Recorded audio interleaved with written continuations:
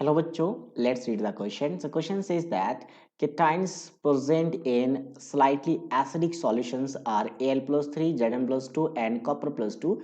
The reagent which can be added in excess to this solution could identify the and separate copper plus 2 ion in what step is. So basically पूछा गया इस question में कि जो cations है हम क्या करते हैं, इसको स्लाइटली एसिडिक सॉल्यूशन में रखा हुआ है और हम कौन सा ऐसा रिएजेंट यूज कर सकते हैं इनमें से जो क्या कर सकता है, सेपरेट आउट कर सकता है किससे, आपका कॉपर प्लस 2 को बाकी सभी रिएजेंट से।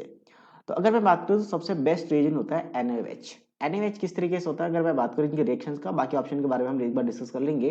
तो एल्युमिनियम अगर +3 ऑक्सीडेशन स्टेट में है, ठीक है, और हमने इसका रिएक्शन करवा दिया किसके साथ, NaOH के साथ, तो सबसे पहले क्या होगा, NaOH के साथ रिएक्ट करके ये एल्युमिनियम हाइड्रोक्साइड में कन्वर्ट होगा, एल्युमिनियम हाइड्रोक्साइड। बट सिंस ये कहा गया है कि ये आपके पास कैसा एक्सेस में है, तो NaOH फिर से रिएक्ट करेगा।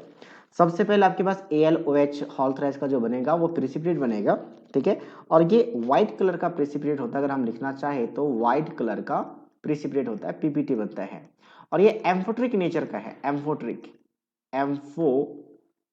नेचर का है।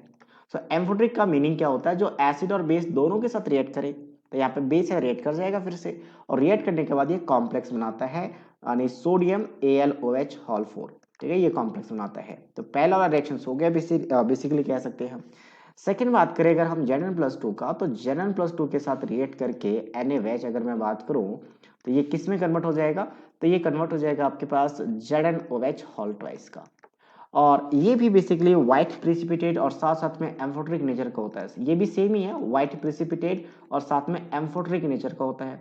और एज आई सेड कि एम्फोट्रिक का मतलब क्या होता है, जो एसिड और बेस दोनों के साथ रिएक्ट कर जाए।